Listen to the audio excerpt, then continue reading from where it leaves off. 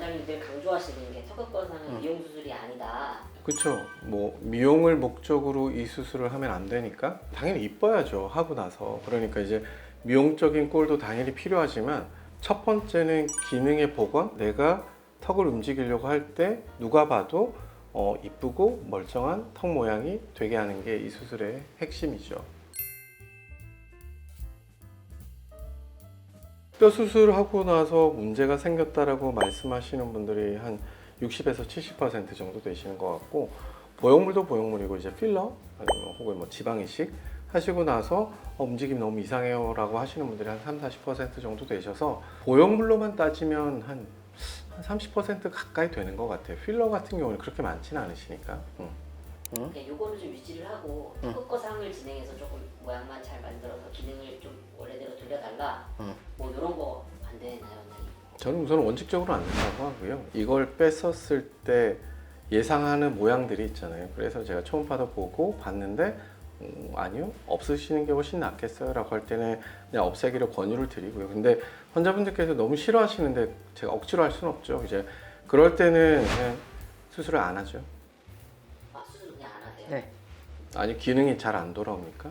그러니까 기능에 문제가 생기는 이유가, 이제 원래 이 근육이 이 위치가 아니라 자기 위치가 정해져 있는데 다른 위치로 강제적으로 옮겨진 거잖아요. 그것도 볼륨의 변화 때문에. 그래서 그 볼륨의 변화량을 사실 그대로 두고 기능만 좋아지게 하겠다는 사실은 원칙적으로 말은 안 되거든요. 그래서 제가 처음에 말씀드렸다시피 다치시거나 이랬을 때 이제 인조골을 활용해서 복원하신 그런 환자분들 제외하고는 그냥 가능하면 빼시고 수술을 진행하시는 게 훨씬 환자분께 유리하실 거라고 말씀을 드리고, 모양이 이게 마음에 든다고 하더라도 결국에는 이것 때문에 모양적인 변화가 반드시 동반될 거기 때문에, 지금 잠시 잠깐 움직임의 뭐 일시적인 움직임의 문제 때문에 수술을 하신다라고 하면 저는 그냥 수술을 오히려 말리죠. 근데 이제 환자분들이 보형물이 있었을 때 그 모양을 못 잊으시는 거잖아요. 그리고 얘가 없어졌을 때 내가 옛날에 가지고 있었던 뭐 턱이 너무 작아 보인다든지 너무 뭉툭해 보인다든지 이제 그런 걸 이제 공포스러워 하시죠. 그래서 이제 우리 병원에서 보면 이제 180도 거상이라고 해서 여기서부터 여기까지 정말 180도죠. 턱 끝의 각부터, 그리고 실제 턱 끝, 그리고 반대쪽에 턱의 각의 끝까지 해서 한 바퀴를 전체를 뭔가 이제 모양을 바꿔드리는데, 이렇게 할 때 턱 라인을 선명하게 만들면서 근육을 조금만 조절해주면 턱이 짧아 보이셨던 분들이 일반적인 턱 모양처럼 보이게 되거든요. 그래서 제가 항상 말씀드리지만 보형물도 그렇고요, 뼈를 손대는 것도 그렇고, 결국은 바깥쪽에서 봤었을 때 턱의 모양이 샤프해 보이고 그냥 턱뼈가 너무 짧아 보이지 않는 느낌만 가져가면 되기 때문에, 저는 턱 라인이 선명해지고 뼈에 부착되는 근육의 위치를 살짝만 조절해 주면 바로 턱이 살짝 튀어나와 보이기 때문에, 저는 보형물 대신에 이런 모양으로, 그리고 기능적으로도 문제없고 본인의 근육과 턱 라인의 모양만으로 충분히 만들 수 있으니까 이렇게 한번 진행해 보는 게 어떨까요? 라고 이제 권유 드리죠. 턱 모양이 지금 너무 마음에 드는데 이전에 칼슘 필러 넣었던 것 때문에 빼야 할 것 같아요. 이렇게 하니까 목표정은 마음에 드는데 또 웃는 모습이 마음에 안 듭니다. 이런 그쵸. 경우는 어떻게 해야 하나요? 칼슘 필러라는 말은 없고요.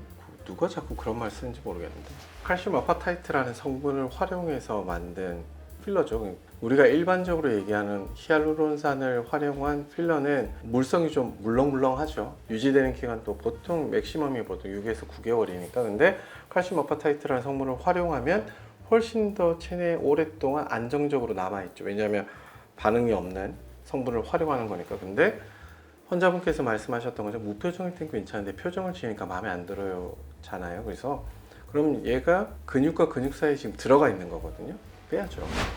빼야 되고, 그러면은 점점 웃거나 말할 때 근육이 더 힘들게 움직일 거고, 그러면 좀 더 본인들이 편하게 움직이려는 방향으로 바뀔 거니까 대부분 그래서 넓어지고 밑으로 떨어지는 거거든요. 그래서 그럴 때는 제거해야죠. 근데 칼슘 아파타이트 성분이 정말 제거하기 힘들죠. 결정처럼 들어가 있거든요. 그래서 좀 더 애들이 자리 잡기 전에 빨리 제거하시는 게 낫고, 움직일 때 모양이 이상해진다라고 하는 것 자체가 어느 정도 임계점을 넘어간 거거든요. 이제 좀 더 이제 시간 지나면 무표정일 때도 이제 꺾여 보이겠죠. 왜냐면 근육들의 변형이 좀 더 생길 거니까. 그러면 수술한 범위도 또 늘어나고, 그럴 때는 빨리 제거하시는 게 낫습니다.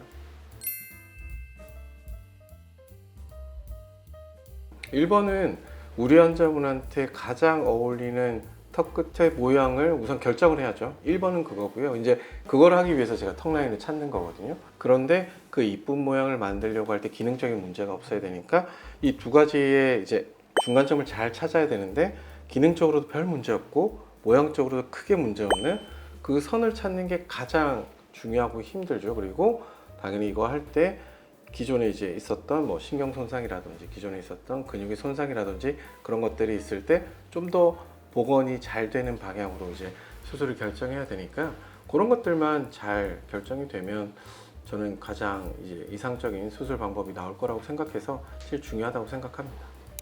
말씀하신 부분을 하려면 환자분들이랑 상담이라고 했나 그런 좀더 체계적이라고 할까 더 깊게 들어가야. 얼굴이 뭐 리드미컬하게 움직이지 않는 곳이 당연히 없겠죠. 근데 얼굴에서 이제 중간에서 끝점이잖아요. 그렇기 때문에 여기는 조금만 틀어줘도 정말 눈에 띄거든요. 그래서 환자분들이랑 최대한 많은 얘기를 해서 어떤 각도로 어떤 모양으로 최종적으로 나올 건지에 대해서 확실하게 이루어져야지만 문제없이 수술이 어느 정도 끝날 수 있기 때문에 그런 시간을 가장 많이 쓰죠.